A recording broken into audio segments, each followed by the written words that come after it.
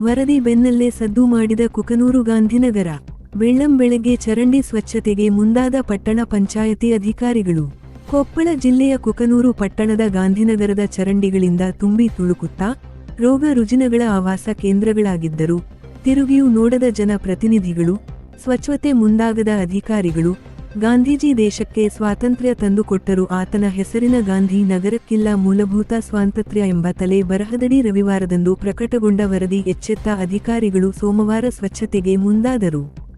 ಸ್ವಚ್ಛತೆಯ ಹೆಸರಿನಲ್ಲಿ ಕೇವಲ ದೊಡ್ಡ ಚರಂಡಿಯನ್ನು ಸ್ವಚ್ಛಗೊಳಿಸಿ ಕೈತೊಳೆದುಕೊಳ್ಳದೆ ವಾರ್ಡಿನ ಪ್ರತಿಯೊಂದು ಸಣ್ಣ ಪುಟ್ಟ ಚರಂಡಿಗಳ ನೀರು ಹರಿದು ಹೋಗಲು ಸುಗಮ ಮಾರ್ಗ ಕಲ್ಪಿಸಿಕೊಡಬೇಕು ಎನ್ನುವುದು ಜನಾಗ್ರಹವಾಗಿದೆ. ಇಲ್ಲಿನ ಚರಂಡಿಗಳು, ರಸ್ತೆಗಳು ಗ್ರಾಮ ಪಂಚಾಯತಿ ಇದ್ದಾಗ ವಾರ್ಡಿನ ಕಲ್ಲು ರಸ್ತೆಗಳ ಮಧ್ಯೆ ನಿರ್ಮಾಣಗೊಳಿಸಿದ ಸಣ್ಣ ಪುಟ್ಟ ಚರಂಡಿ ಮಾರ್ಗಗಳಾಗಿದ್ದು, ಅವುಗಳು ದುರಸ್ತಿ ಹಂತ ತಲುಪಿದ್ದರಿಂದ ಕಲ್ಲುಗಳು ಎಲ್ಲೆಂದರಲ್ಲಿ ಸರಿದಿದ್ದು, ಅವುಗಳ ಮಧ್ಯೆ ಕಸ ಕಡ್ಡಿಗಳು ನಿಂತು ಚರಂಡಿ ನೀರು ನಿಲ್ಲುತ್ತಿರುವುದು ಈ ಎಲ್ಲ ಅವಸ್ಥೆಗೆ ಕಾರಣವಾಗಿದೆ.